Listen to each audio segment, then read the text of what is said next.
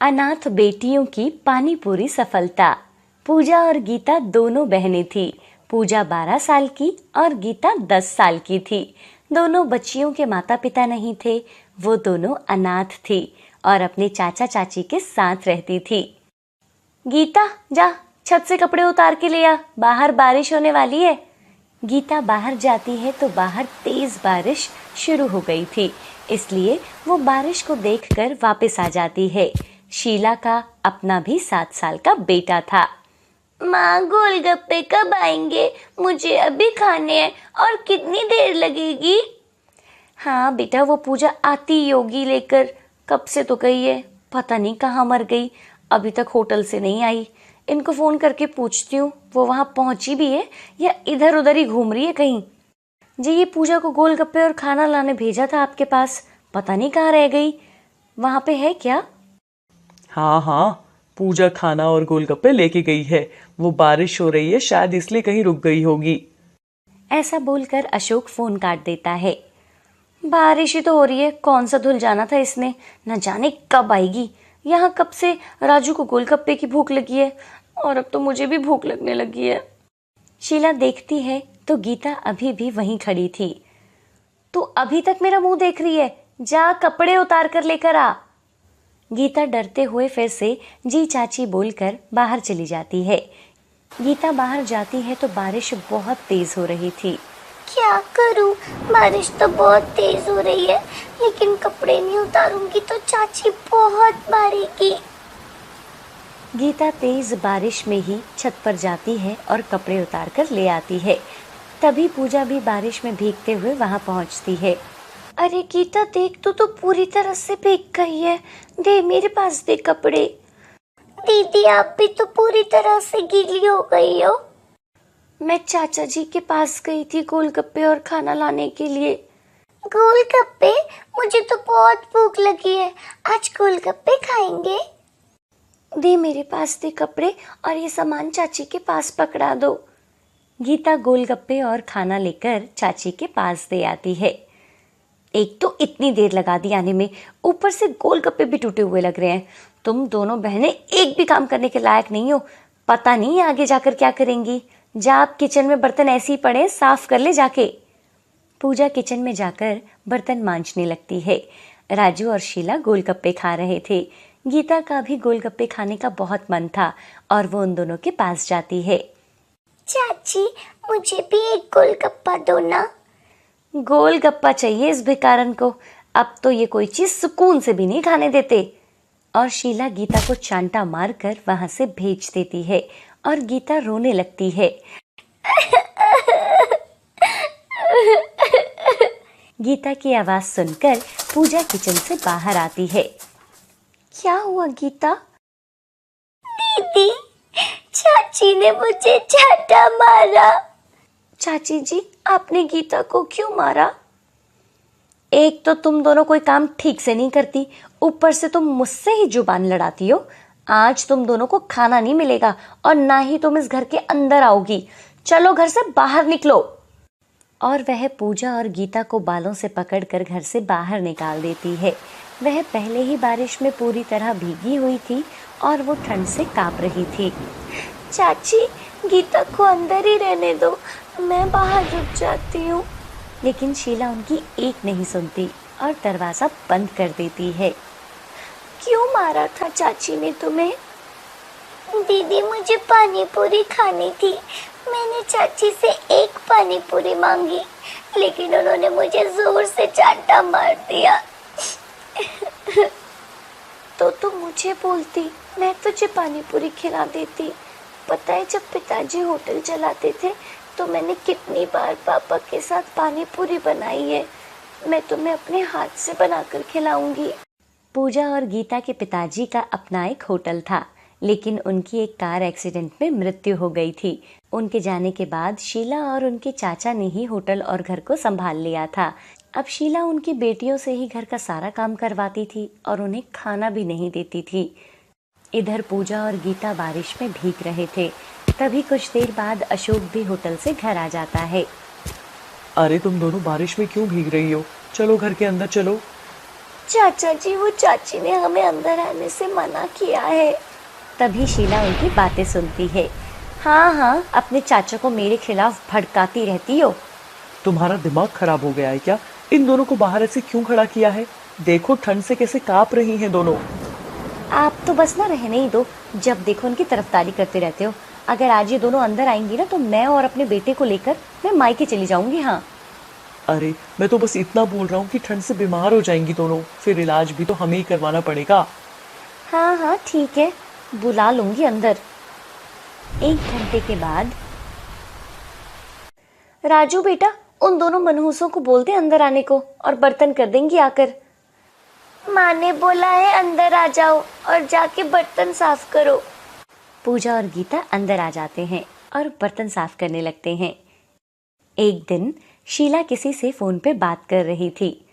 हाँ हाँ, सारा काम कर लेती हैं, तुम बस कल पूरे पैसे लेकर आना, एक भी पैसा कम नहीं होना चाहिए। पूजा शीला की बात सुन लेती है, लेकिन कुछ समझ नहीं पाती कि वो किससे बातें कर रही थी। अगले दिन गीता और पूजा, तुम दोनों जल्दी से तैयार हो जाओ, आज हम बाजार से नए कपड़े लेने जाएंगे। नए कपड़े? ठीक है चाची जी, हम अभी तैयार हो जाते हैं। गीता और पूजा अपनी चाची के साथ चल पड़ते हैं और वो बाजार पहुंच जाते हैं। शीला उन दोनों को एक दुकान पर बैठने को बोलती है। तुम दोनों यहीं रुको, मैं कुछ खाने के लिए लेकर आती हूँ। थोड़ी देर के बाद एक लंबा चौड़ा आदमी वहां आता है और बोलता है, तुम दोनों पूजा और गीता हो ना? तुम्हारी चाची का एक्सीडेंट हो गया है और उन्हें अस्पताल लेकर गए हैं। तुम दोनों मेरे साथ चलो, मैं तुम्हें छोड़कर आ जाता हूँ। क्या चाची जी ठीक तो है ना? और वो आदमी उन्हें लेकर चल पड़ता है। अंकल, ये हमारे घर का रास्ता नहीं है, आप हमें कहाँ लेकर जा रहे हो? ये दूसरा रास्ता है, हम यहाँ से जल्दी पहुँच जाएंगे। नहीं अंकल, हम दोनों खुद ही घर चले जाएंगे, हमें रास्ता पता है। चुपचाप मेरे साथ चलो, नहीं तो एक थप्पड़ दूंगा कान के नीचे। पूजा सब समझ गई थी कि कुछ तो गड़बड़ है। पूजा उस आदमी को जोर से धक्का देती है और खुद वो दोनों बहनें वहां से भाग जाती हैं। वो आदमी बहुत ढूंढता है, लेकिन पूजा और गीता उसे नहीं मिलते और वो भागकर अपने घर पहुंच जाते हैं। वो दरवाज़ा खोलते हैं और देखते हैं तो शीला उनकी चाची सही सलामत घर पर थी और वो किसी से फ़ोन पे गुस्से से बात कर रही थी। वो दोनों घर वापस नहीं आनी चाहिए, तुम उन दोनों को भी नहीं संभाल पाए, जाओ और ढूंढो उनको, ज़्यादा दूर नहीं गई होंगी वो दोनों। पूजा अपनी चाची की बातें सुनकर सब समझ जाती है और वो अपनी बहन को साथ लेकर वहाँ से भाग जाती है। पूजा के पास कुछ पैसे थे, इसलिए वो एक बस में बैठ जाते हैं और दूसरे शहर पहुँच जाते हैं। दीदी, बहुत भूख लगी है, हम कहाँ जा रहे हैं? हम जल्दी खाना खाएंगे। रात का समय हो गया था और चलते चलते उनको एक छोटा सा घर दिखता है। वह दोनों उस घर में जाते हैं। उस घर में एक बूढ़ी औरत रहती थी। तुम दोनों कौन हो और यहाँ क्या कर रही हो? वह उस औरत को सारी बात बताते हैं। वह औरत दोनों बहनों को खाना खिलाती है। आप हमें कुछ दिन अपने पास रख लीजिए, फिर हम खुद यहाँ से चले जाएंगे। और बूढ़ी औरत उन्हें अपने पास रहने के लिए हाँ कर देती है। अगले दिन सुबह सुबह वह बूढ़ी औरत पानी पूरी बना रही थी। आप पानी पूरी बनाती हो? हाँ, तुम्हें पसंद है पानी पूरी? मुझे तो बहुत पसंद है। और वो औरत पानी पूरी बनाकर बेचा करती थी। मैं भी पानी पूरी बना लेती हूँ, लेकिन आपसे भी सीखना चाहती हूँ। सबका अपना अपना तरीका होता है ना, क्या आप हमें भी ये काम सिखा दोगे? हाँ हाँ, क्यों नहीं। वह बूढ़ी औरत अपने तरीके से भी पूजा को पानी पूरी बनाना सिखाती है। अब पूजा 2 तरह की पानी पूरी बनाने लगी थी। क्या मैं भी आपके साथ पानी पूरी बनाकर बेच सकती हूँ? हाँ हाँ, बिल्कुल बेच सकती हो, लेकिन उसके लिए तुम्हें सामान भी तो चाहिए ना। हमारे पास काम शुरू करने के लिए पैसे तो नहीं है, पर पिताजी ने हम दोनों बहनों को सोने की बालियां डाली है, क्या हम इसे बेचकर सामान ले सकते हैं? और वह उस औरत के साथ जाकर अपने सोने की बालियां बेच देती हैं और कुछ सामान ले आती हैं। अगले दिन पूजा और गीता थोड़े से गोलगप्पे बनाती हैं और उसे शहर में बेचने जाती हैं और उस दिन उन दोनों के बनाए हुए सारे गोलगप्पे बिक जाते हैं। क्या पानी पूरी बनाई है, मजा ही आ गया। कल को हम और ज्यादा पानी पूरी बनाएंगे गीता। हाँ दीदी, कल तो हमारी सारी पानी पूरी बहुत जल्दी खत्म हो गई थी। अगले दिन दोनों बहनें और ज्यादा पानी पूरी बनाती हैं और अलग अलग तरह से भी पानी बनाती हैं और बाजार में बेचने चली जाती हैं।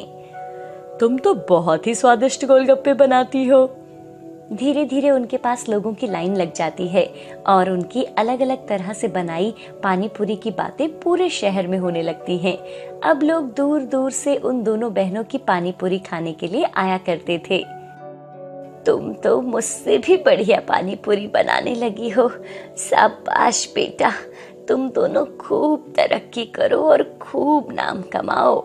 इस तरह कुछ ही सालों में वो अपनी पानी पूरी की दुकान कर लेते हैं और वहाँ पर अलग अलग तरह की पानी पूरियाँ बनाते थे।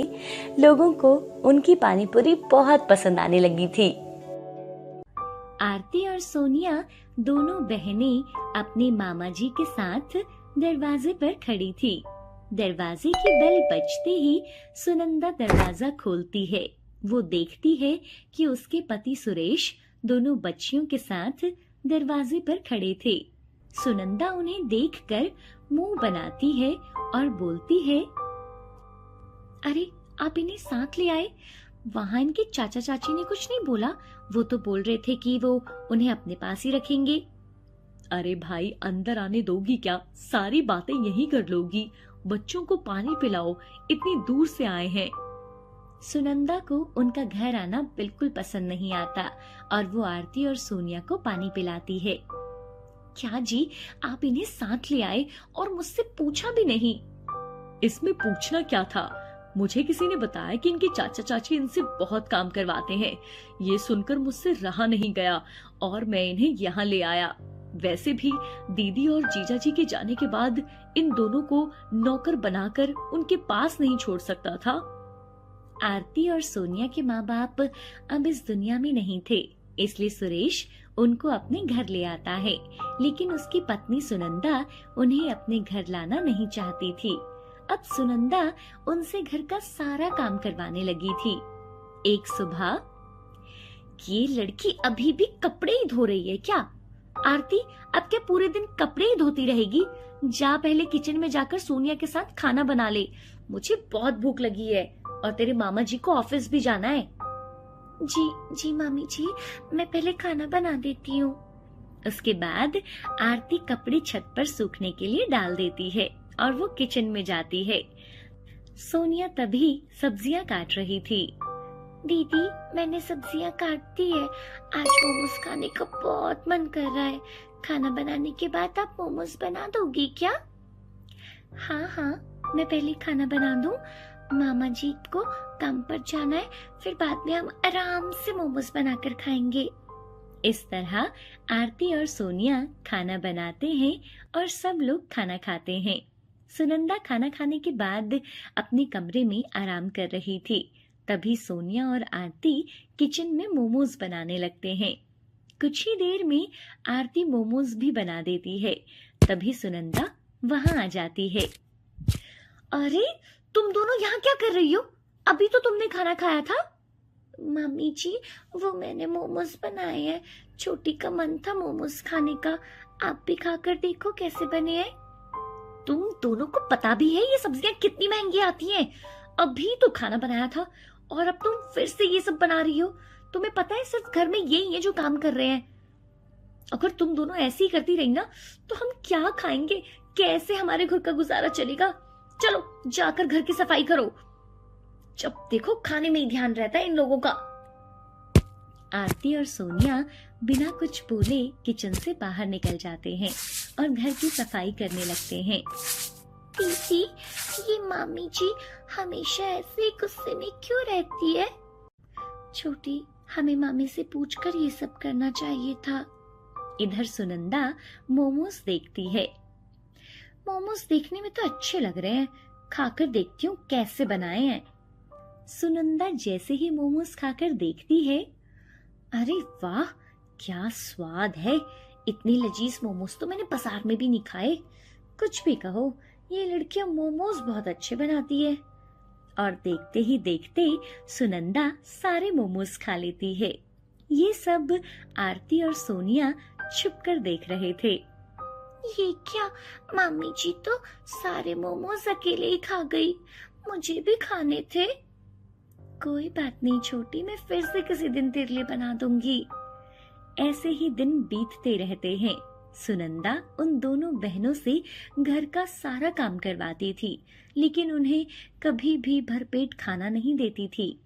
एक दिन, मामा जी, मेरी तो 10वीं पास हो गई है, लेकिन सोनिया का 8वीं कक्षा में दाखिला करा देते तो ये आगे पढ़ लेती। हाँ बेटा, मैंने स्कूल में बात की थी। ये साल खत्म हो जाएगा तो अगले साल में तुम्हारा और सोनिया का दाखिला करवा दूंगा।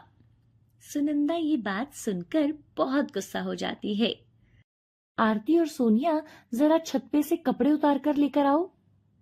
आरती और सोनिया छत पर चले जाते हैं और सुनंदा सुरेश से बोलती है, क्या जरूरत है इनको अभी स्कूल भेजने की? तुम्हें पता है ना स्कूल का कितना खर्चा होता है। कल को हमारे बच्चे होंगे, उनके लिए भी तो कुछ बचा कर रख लो। तुम शायद भूल रही हो, ये हमारी भी बच्चियां हैं।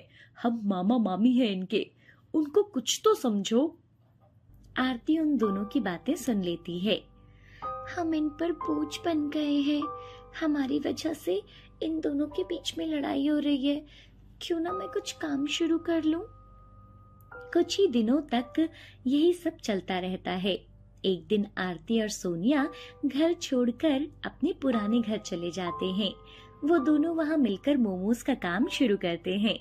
आरती घर पर मोमोज तैयार करती है और एक ठेली लगा लेती है, जहां वो स्टीम और फ्राइड मोमोज बेचने लगती है।